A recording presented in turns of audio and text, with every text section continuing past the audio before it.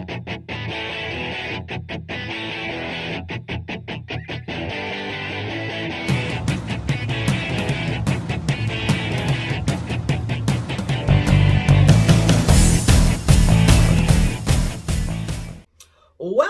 to another episode of the War Room. That's war with 2 R's, where we talk about weed arrests and the ridiculous regulations that cause them. I am your host, G.I. Mary Jane, the Commander-in-Chief, and thank you guys for tuning in. If you joined us last week, you got to see a call with Peter and Helen Yeaple, 2 amazing, amazing activists who I look at like family. Peter and Helen run Can We Talk 420 Radio. And that O in 420 is an actual O, not a 0. I'll pop that link up right here. On top of Can We Talk 420 Radio, they are also helping to organize the Walk for Change, and they are representing the traveling chapter of the Human Solution International, which is a group who helps out people hung up in court cases over nonviolent drug arrests with pro bono work, court support, community support, and things like that. So make sure you check them out if you are in the middle of being victimized by prohibition. So this week, we've got a couple of fun stories for you. We're going to hop right into it. This one's great. I'm starting with this one, obviously, because it gave me a chuckle. I thought I had it up on this computer, but Skynet's out for me this week. I don't know if you guys have been experiencing the same technical difficulties I have all over the interwebs, but we're getting through it. You know why? Because we the people will persevere. So this comes from thehardtimes.net. And the story's a little old. It's came out back in October. Kyle Erf wrote, "Man just doing everything on acid until Vice decides to pay him for it." For those of you who don't know what Vice is a TV media network that focuses on, your untraditional drugs, ayahuasca, psilocybin, cannabis, and they are really supportive. So New York, local freelance writer Dane Maxwell decided today, again, this is from back in October, that he will go through life experiencing a never-ending acid trip until he finally gets something published by Vice magazine. Concerned sources report. All right. Why did I start with this story? It's so over the top. It has nothing to do with cannabis. It is different than acid. Fair. Why did I start with this story? Very concerned sources report. Dane, I'm super concerned, buddy. While I totally approve of a human being's right to choose what they do and do not put in their body for whatever reason they choose to do it, I want to remind everybody that anything in excess is bad. I'm going to back up and tell you a fun little story from back in my stupider days, when I thought it was really cool to go to the club and drink because I thought I had to fit in since I felt so uncomfortable as a cannabis smoker amongst my normal drinking friends. So I get home one night and I had way too much to drink. And this is, I refuse to tell you my age. So this is in excess of 10 years ago. I get home one night and I had way too much to drink. And I thought, well, let's be proactive about this. Let's drink a bunch of water, right? So that way I'm not dehydrated in the morning. So I proceeded to drink about a gallon of water in about an hour's time. I actually over-oxygenated myself. Did you guys know this was a thing? I was pins and needles from head to toe. My hands were all crazy because I had no control of my limbs because I couldn't feel them. And I go to the hospital thinking I'm dying of alcohol poisoning, to be told that I drank too much water. I offset the oxygen and carbon levels in my body. And then I paid this doctor $200 to tell me to breathe in a paper bag and not eat anything but applesauce for 24 hours. So, Dane, while I understand the need and the passion and the desire to be heard, there's other ways of doing it, buddy. I would definitely recommend maybe not dropping acid all day long. It's going to affect your journalistic skills, Dane. So let's not do that. Okay. So there's a fun story to start off with for you. And now we're going to get into the serious stuff again, guys. So this happened in Kentucky. W.D.R.B. reported on January 14th. Routine traffic stop in Shelby County leads to discovery of marijuana, THC gummies. Now, the article doesn't go on to say much. It's very, very vague. A routine traffic stop led police to dozens of suspected THC gummies. The Shelby County Sheriff's Office says one of its deputies was on I-64 overnight when he pulled a woman over. Authorities say the deputy recovered over $1,000 in cash, marijuana, and 33 THC gummies. Police say the cash, baggies, and scales indicate trafficking, and the woman was arrested. And that's it. That's all WDRB had to report. So I went ahead and started to do some digging on my own because I'm like, well, what's this woman's name? Why'd she get pulled over? What were the charges? I just, there's so many holes in this story. And what I come across is a post on the Shelby County Sheriff's Office that says, do you guys see this? Do you see this right here? Third shift deputy Caleb Hall was on I-64 conducting a little proactive patrol. Not really sure what proactive patrol indicates. He recovered over $1,000 in cash, scales, baggies, marijuana, and 33 THC gummies. Then it goes on to say, folks, it's only marijuana? As if to try to terrify this entire community and make them think that people who utilize cannabis are bad. Goes on to say the small currency denominations, baggies, and scales indicate trafficking. How many adults eat gummies? Great instinct, Deputy Hall, keeping our highway and our children safe. I'm not sure if being abducted by gunpoint off the side of the road for what I'm assuming is a tag light or speeding or some minor traffic infraction would be considered safe in anybody's eyes who were driving along those highways. In fact, quite the opposite. It would lead anybody, even somebody with CBD on them now, because the police can't test these things on the side of the road. It would lead anybody on said highway, on any highway America, into a crazy state of paranoia, wondering whether or not the next stop they get, they were going to be taken away by force and thrown in a cage.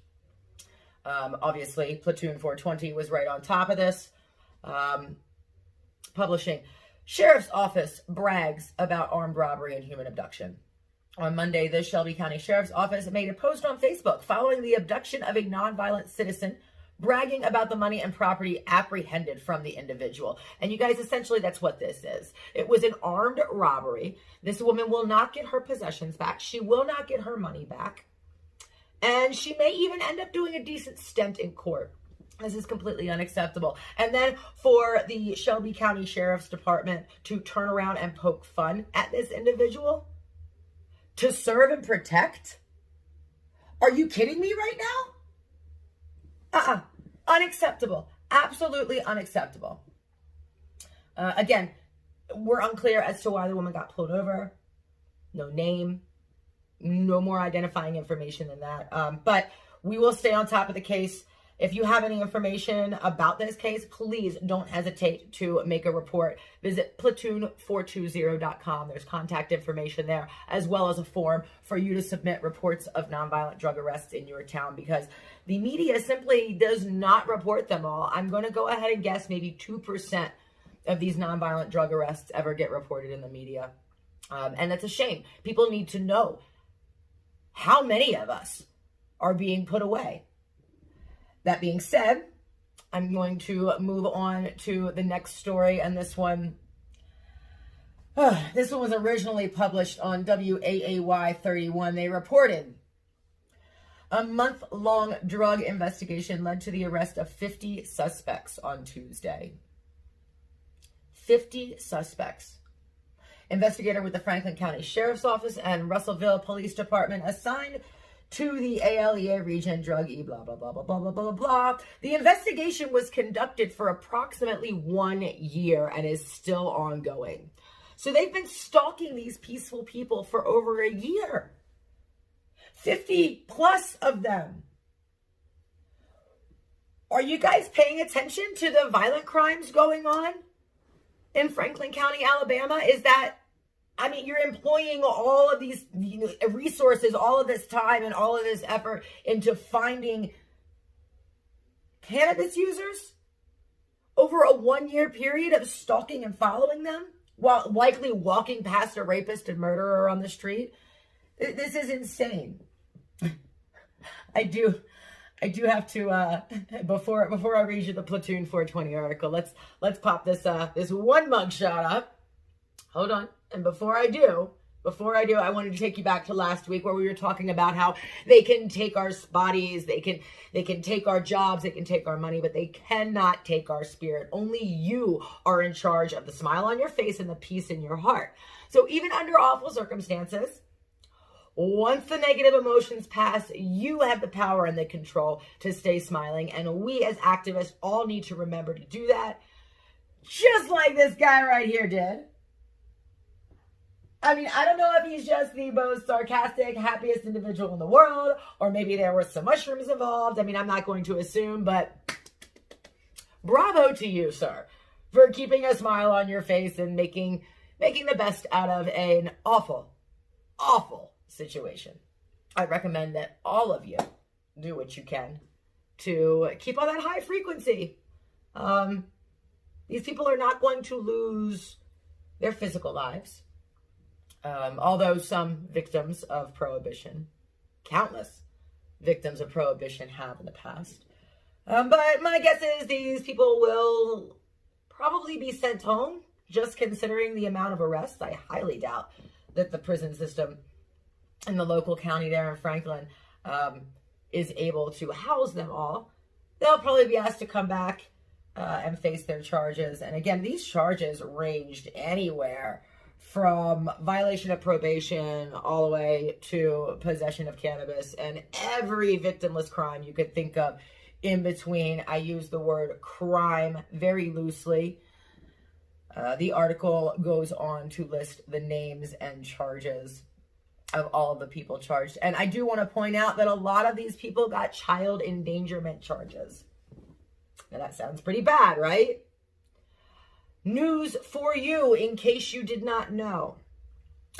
In the event that a police department finds you in possession of cannabis in any close proximity to a child, even if it is your own, you are subject to child endangerment charges and therefore subject to having your child removed from your house. That is the extent of the tyranny that exists around these archaic drug laws. There are families being separated from each other every day.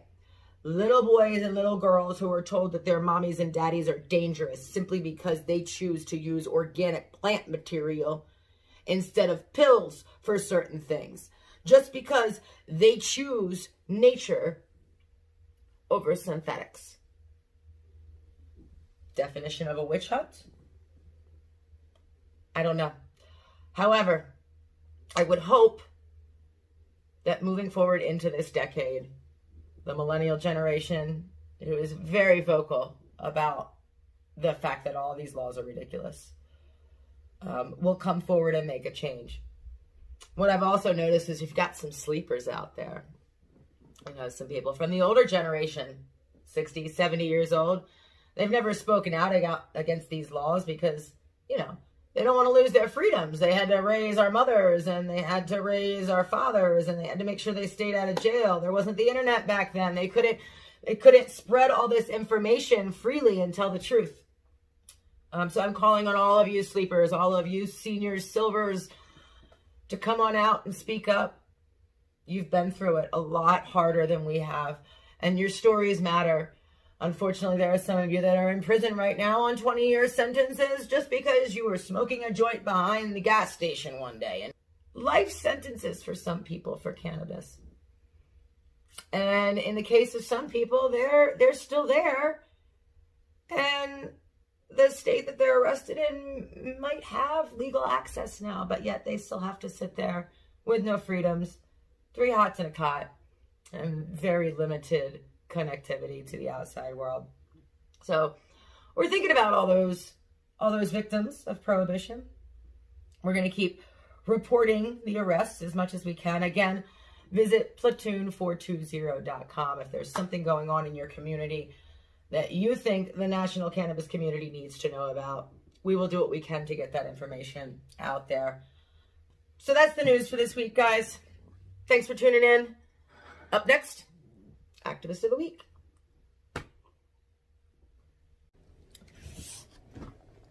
Let's see what's on the old boob tube here. Managing type 2 diabetes? Audrey's on it. Eating right? On it. Staying active? On it. Audrey thinks she's doing all she can to manage her type 2 diabetes and heart disease. But is her treatment doing enough to Cannabis lower her heart helps. risk? Maybe not. Jardiance is the #1 prescribed pill in its class. Jardiance can reduce the risk of cardiovascular death for adults who also have known heart disease. That means Jardiance can help save your life from a heart attack or stroke. Plus, Jardiance lowers A1C, and it can help you lose some weight.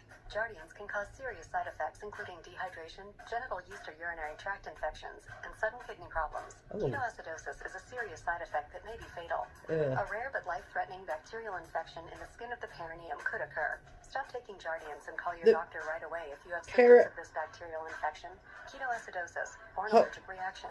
Hold on here. If you are on dialysis. The perineum? Yo, that's your taint. That's that flap of skin between your booty and your... I'm going to stop because there might be children watching. I'm pretty sure that cannabis might do a lot of the same things that the old Jardians here can do, but without the taint infection. No, Mama, no. Audrey, you are not on it. Please don't be on it.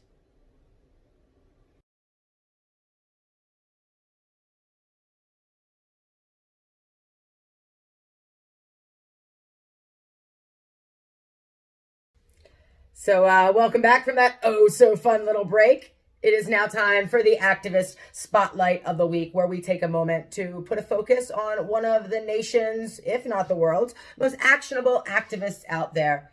If you are somebody who cannot stay silent when you see injustices being played out, then you are an activist and you deserve a Civilian Platoon 420 salute. So this week was a little hard getting somebody on the phone.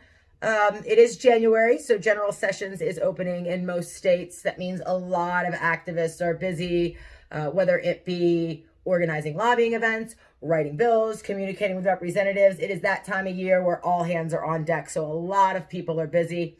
We're going to do what we can to reach out and get somebody on the phone for next week's show, just like we did last week with Helen and Peter Yeaple from the Human Solution International. But for this week, we're going to take a minute to focus on an activist by way of an unboxing.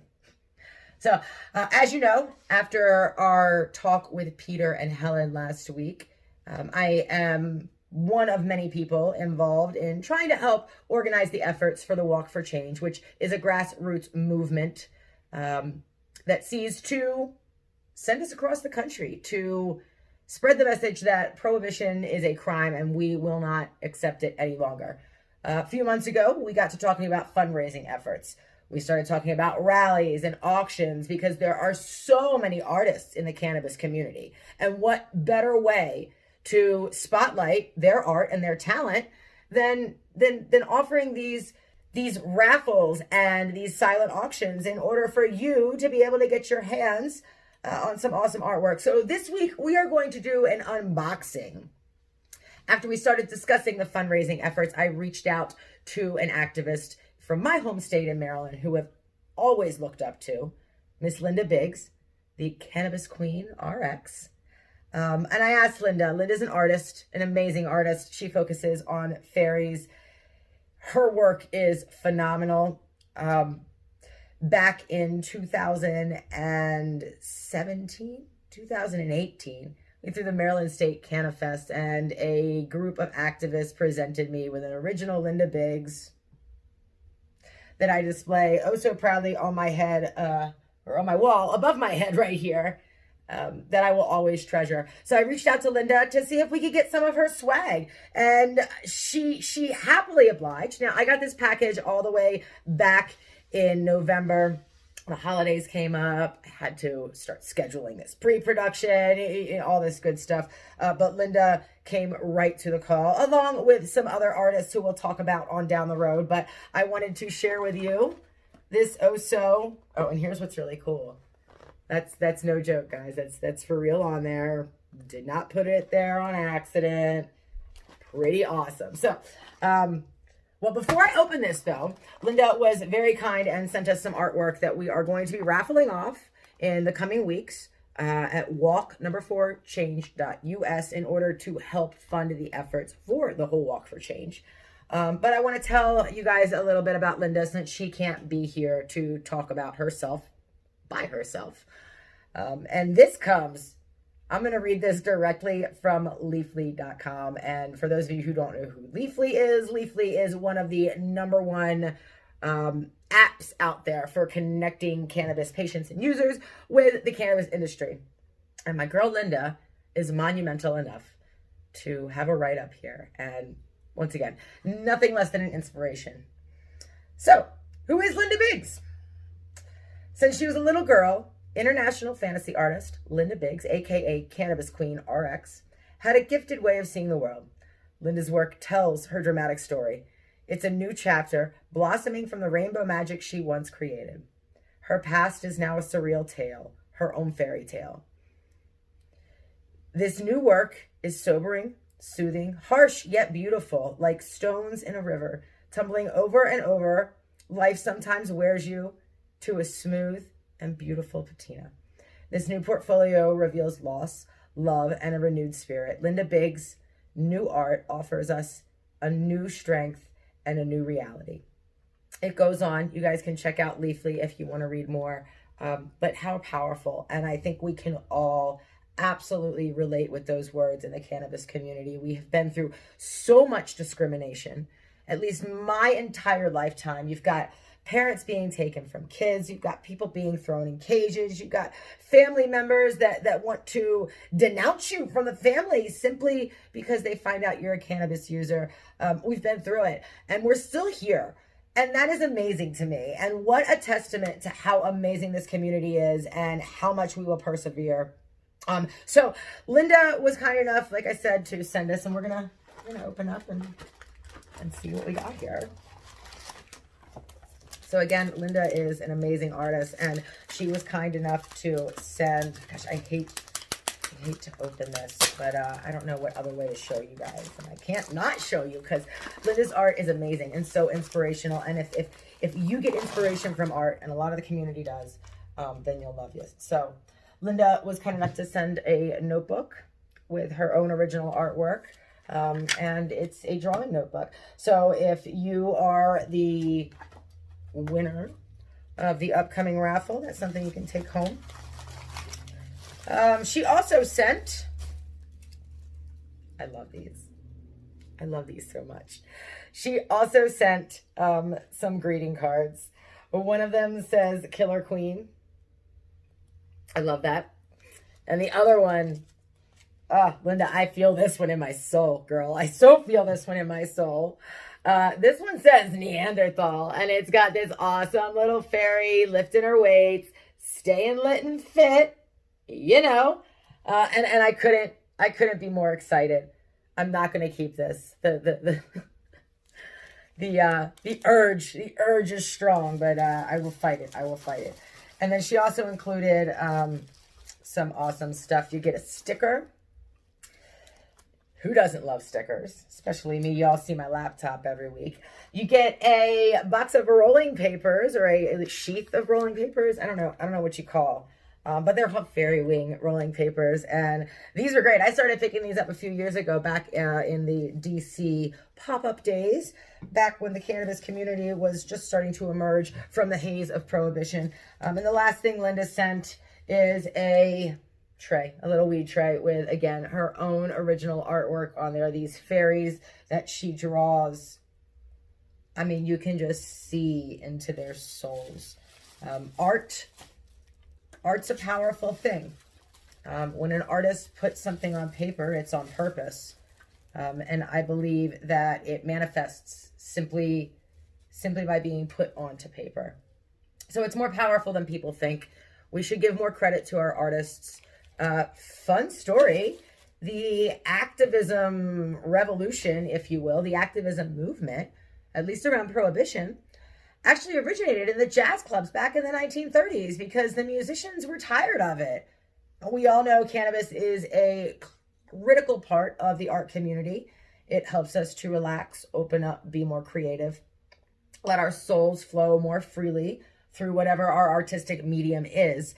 And the jazz musicians are the ones who really were the first ones, and through the lyrics in their music, to speak out against cannabis prohibition. And it is beautiful to see the art community continuing that to this day. So thank you, Linda, for what you do. If you're watching, I can't wait to get you on the show. Hopefully we can schedule that next week. And we're going to feature some other awesome activist groups that focus on veterans' rights next week as well. And I know Linda's done a lot of work for the veterans too, so we can like co-op that. But that is all for the activist spotlight of the week. We'll see you for the next one.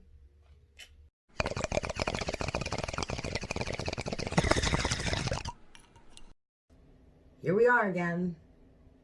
Time for another what in the actual fuck moment, and this one is kind of disheartening. This one comes from the Maryland Medical Cannabis Community Group on Facebook. And, well, let me back up first. Maryland State only has medical access. It's a fairly new program. They're very restricting on who they're allowing to grow, how many cultivators versus dispensaries there are. And to be honest, even though I'm not a huge fan of regulations, let me be clear, I'm not a fan of regulations on a federal level because we all live differently from state to state. So what's good for Maryland may not be good for Colorado. And actually this program seems to be working in Maryland.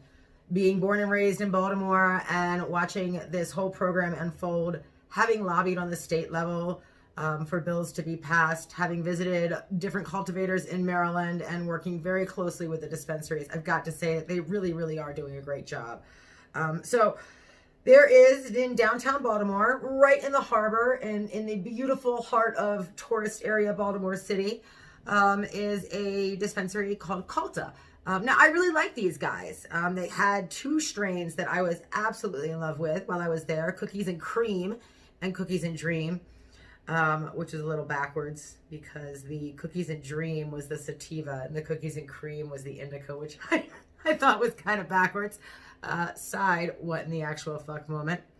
But Culta posted this right here on Instagram.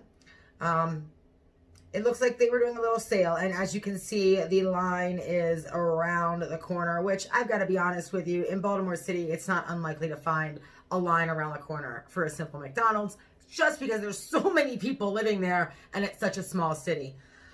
So they made this post here, and it says, "We love you, Maryland.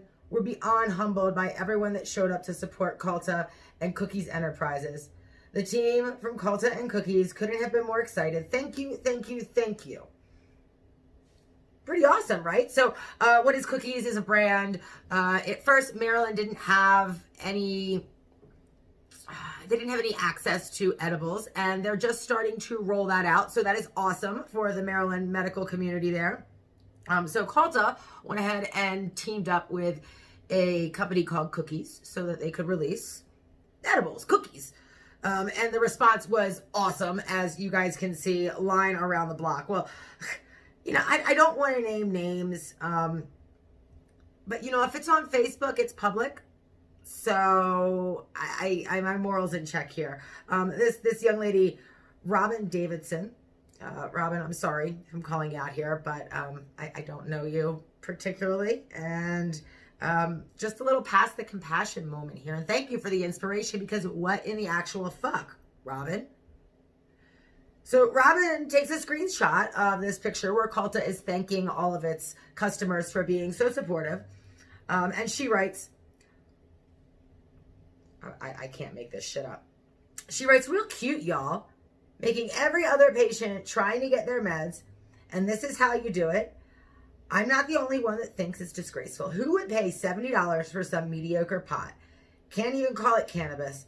And even if any medical patient could afford that, I bet they weren't the first ones in line. And as for the line around the block, what type of look are you trying to bring? Some recreational trash that no one knows what's in it? Cali weed? Bring the seeds in state? And how about the fact, wait, this is a little, I don't want to be the grammar Nazi. And how about the fact is that the word is y'all were handing out seeds. Irregardless, I'll make it known, I've got a big mouth and the MMCC is on speed dial. So I hope you all are up to code. What in the actual fuck, Robin, or anybody else who would make such a bold statement? To back up, the MMCC is the Maryland Medical Cannabis Commission, who oversees all the regulation. And Robin, sweetheart, let's start off with the comment that I left right off the bat. And I left this from Civilian Platoon 420. Gosh, there are so many comments. I can hardly find mine. It didn't take long for the commenting to be turned off on this feed. But I first inquired, isn't this about a special event? And Ashley Jones, who is an awesome activist in the Maryland, DC area, replied, yes, it was the cookies launch at Calta. Okay, so this isn't just a typical day where the dispensary is getting its jollies off, watching people wait for their medicine that they so desperately need and want. This was a special event. They probably had giveaways. They probably had in-store appearances by representatives of both companies. I mean, who knows? It was an event. Actually, the last event that I was at at Calta, they had a band playing there. So this dispensary always goes above and beyond to try to make things fun for its patients. So then the second comment that I left was, up to code? Are you saying that you would take actions to have these people shut down just for having a successful day? What is the motive on calling the police on somebody who's selling cannabis to an entire community who needs it? You guys, we have been living under the strict tyranny of prohibition for years. And whether you like your industry, the way it's set up in your state or not, these people are taking huge salary cuts from the average job. I mean, a trimmer is getting paid anywhere from $10 to $15 an hour, and they're doing twice the work that the average person does. Do you have any idea how difficult it is to grow cannabis? And then, on top of it, you have to work in a business space where you aren't allowed to have armed guards, therefore you cannot protect yourself. You aren't allowed access to the federal banking system, so what in the hell are you supposed to do with all your money? You're just leaving, these people are being left sitting ducks to anybody who wants to come by. But they're doing it. They're doing it despite all of the risk. And there is so much risk and so little monetary reward. Where the reward lies in this industry is in the fact that you know that you are a caregiver to hundreds, if not thousands of people in your community who have been desperately waiting for this. And how dare anybody threaten to call out a store over some silly regulatory nonsense? Because why, Robin Davidson? Because why? Because they're providing a service to the community? Robin, I'm sure that you might have your guy down the street, and a lot of us still do. A lot of us haven't left the gray market because we, like you said, we can't afford it. But others are grateful. And the fact that that's available to people is worth its weight in gold. So, once again, you guys hear me say it all the time. We pass joints, not judgment in this cannabis community. So Robin Davidson, I would recommend you maybe, you said that your guy has this great product. Well, it doesn't seem like it's working too well for your anxiety and your anger. So my suggestion to you would be to hit up Calta on the day that they're having sales. I remember getting 8s for $30 down there, which is a lot more than the $10 8s that you can get here in Colorado. But irregardless, I've got to stop with the grammar now. Regardless of the fact that the prices may not be where you'd like them to be, these people are still providing a great service to the men and women of the cannabis community in Maryland. And to hear anybody who claims to be a cannabis smoker and a part of this community threaten regulatory action on another facility or another human being, it just twists me to my core. However, I do know that this community on a whole is a whole lot better than that. I don't want to judge you, Robin. You may just be having a bad day. You may have gotten misinformation about what was going on. But hopefully this clears it up. Calta, Commander in Chief, approved 100%. I love you guys. I love what you do. I love that you are fearlessly functioning in the middle of Baltimore City, one of the most dangerous towns in America, without any armed guards, without any access to a banking system, and making significantly less than every other business in that city, likely even the food truck drivers. So, to anybody who wants to pass judgment on anybody in this community who is providing a service, shame on you. What in the actual fuck, people? We are way better than this. So, all that being said, we see a lot of bad reviews. I just want to remind you guys to hit up Leafly, hit up Weed Maps, hit up Yelp, hit up Google, wherever your reviews are, and make sure you show your local cannabis dispensary some love. On the flip side of that, if there's something going on that you're not happy with, customers build this community-based industry. This is a retail-based industry. So if there's something that you're not happy about, you guys do not be afraid to voice your opinion either. But please do it with a critical and articulate tongue, not with spite and hate and jealousy and threats. That's not the way we get anything done here. And our federal government has proved that time and time again, trying to threaten the rest of this world. But we'll save that for a political podcast. That's it for the what in the actual fuck moment. What in the actual fuck, man? We don't make life harder for people who are providing things for a community who's been waiting so long to have access. It'll get better. Those prices will come down. And once the prices come down and we see a commodity market, the craft grower industry will boom up, and we'll see those, you got your top shelf and your bottom shelf type deal going on here. And I, for one, cannot wait to see it. So that's it for the what in the actual fuck moment. We'll see you guys next week.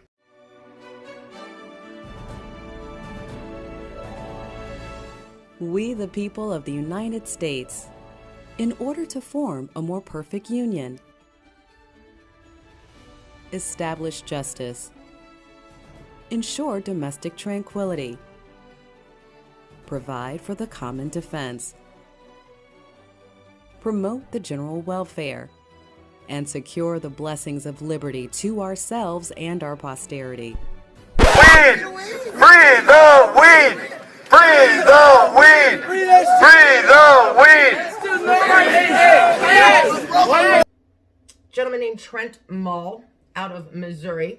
And for those of you who know, Missouri does have legal access to medicinal cannabis. So if you see a doctor and you fall under one of the required conditions, you can basically get a permission slip to utilize a plant that God put on this earth for us anyway. But that's a story for a different day. So Trent went live rather upset after a few of his buddies came out of court.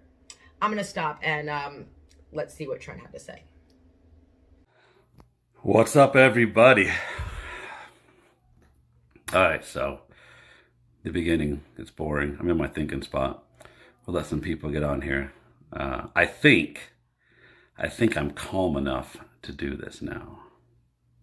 So I just got a call from Crystal and Jamie, and they let me know what happened today with our friend Kyle and Tanya, who were held in contempt of court up in Gallatin. Now, here's what happened. The judge released his verdict that Jamie was not allowed anymore, or still, to use his medicine, even though that's constitutionally incorrect. So, sorry guys, I'm very medicated because it's crazy. So, after the verdict was given, Kyle tapped his foot. I don't know how he did it. He tapped his foot. Maybe he's got a tic. I don't know. He tapped his freaking toes on the ground and was held in contempt of court by Judge Horseman. Sorry, Judge. My bad. Wouldn't want to be bad. So after that, Tanya told him, the judge, that he was acting illegally. And so Tanya, who was 100 pounds, was then slammed against the door by two plainclothes deputies that were there. One of them was the Nitro Task Force officer that's been harassing people around the area. So tell me, why did they have the Nitro Task Force waiting for everybody there? They were all very interested to know if Trent was coming. They all asked about me. Weird. Guess where Trent would be right now?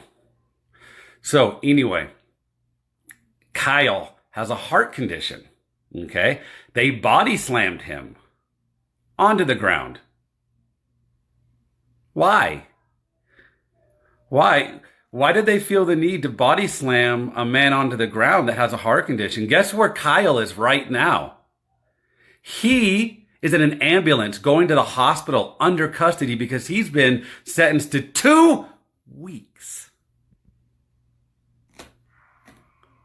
2 weeks in jail for tapping his foot. If you believe we live in a free country, I don't know what to tell you. Okay? Tanya was sentenced to a week in jail. But her husband showed up, and because of medical problems, they said, well, I guess Tanya can go. So Tanya's free now. And as I understand it, she actually caused more of a disruption in court than Kyle did. But Kyle, he's now in police custody for 2 weeks. Who's going to pay for that, right? Hey, somebody find out where they're going. Let's do a live stream constantly on whatever officer is in front of that room and ask them. Find out where it is. I'll come up there. It's Kansas City somewhere. Let's do it. Right? Somebody, all times, watching those guards. If they let you in, go talk to him. Let him tell his story. Don't let them sequester him. All right, guys. So I promised I'd make a video to let people know what is going on. So this is not about weed. Please don't misunderstand me. Okay? Nobody was fighting for this like this. Before this Constitution Amendment was there, nobody was doing this. But it's all right now. And if you don't listen to that, you will have problems. I called the sheriff today. I told him, look, there's this thing called predictive analysis. If you have enough information, you can predict the future. If you have enough data points, you can predict the future. I predicted his future. He told me that I was harassing and I was threatening them. I said, brother, look, man, this is the way it is. This is just the way it is. I can't believe how stuck up and arrogant people in government think they should be. They forget who we are. So what we need to do is we need to support Jamie. We need to support, because he's out now. Congrats, Jamie, you're out. I told him earlier, I was like, it's your fault. It's all your fault because now you're out, but they're in. But we love you anyway. Wilson via Missouri, guys. Let's make this our line in the sand. Let's make this the last time anybody in Missouri that's a legal patient is ever harassed by law enforcement. And when they tell you that I'm inciting a riot, tell them, no, we're just responding to the stimuli presented to us by you, our servants. So please share this. We're February 5th, okay? We're going to be back. If they don't learn their lesson by then, we're going to be back. I'll be there. I hope that I won't have to make the trip. Guys, I always tell people, be peaceful, be peaceful, be peaceful, be peaceful, be peaceful. But I don't like bullies. So there we have it, folks. Like Trent said, it's very important for we, the people, us as a community, to stand up when we see these injustices going on.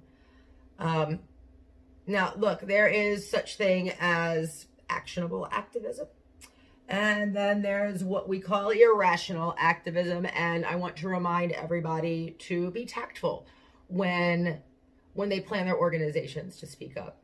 If you need help, you can always email us, info@platoon420.com, info@platoon 420.com.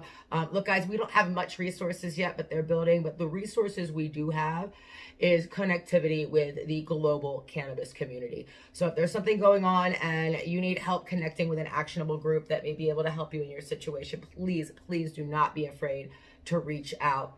I do believe that the folks that Trent was referring to are working directly with the Human Solution International.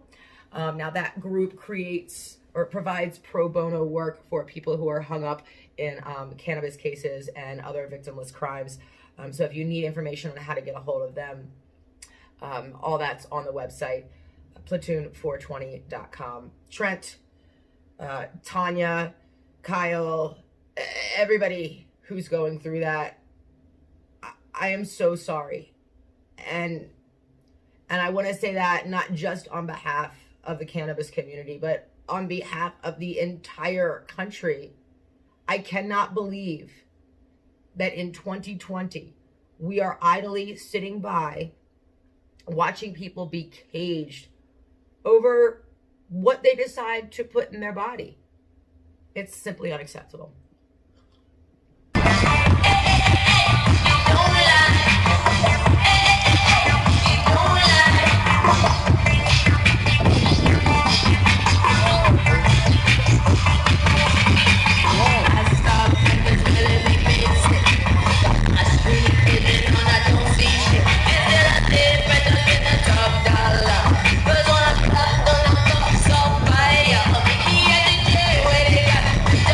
So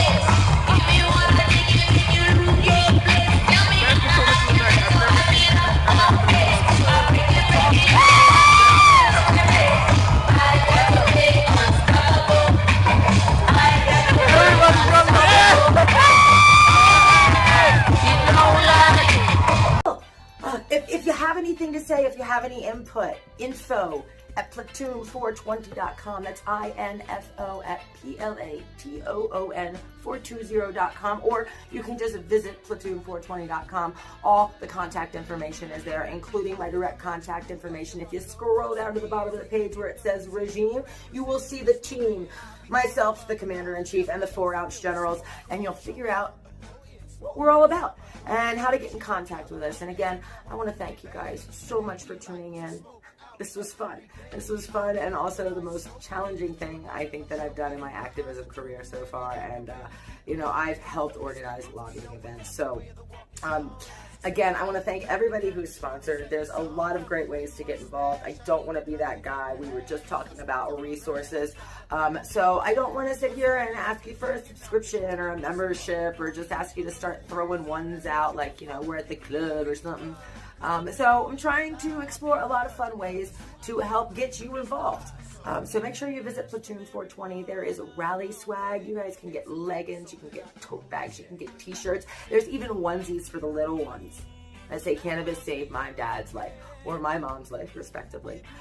There's coffee. There's all organic coffee. And look, you guys, I am a total coffee snob.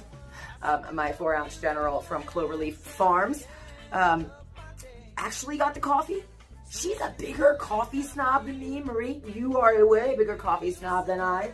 A connoisseur of coffee and cannabis. And she, what was her exact words? She started, or she was magically whisked away to an herbal essences commercial. So this coffee is great. You can get 2 pounds for like $23, ground to your liking. So finely grind, not grind, whole bean, whatever.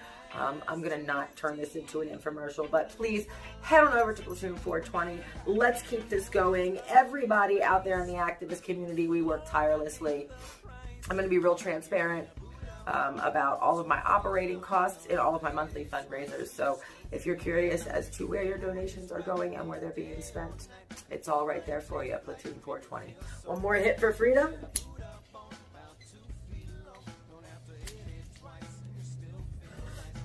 You know, I'll tell you what, I am going to sleep like a baby today. And it's a good thing because I'm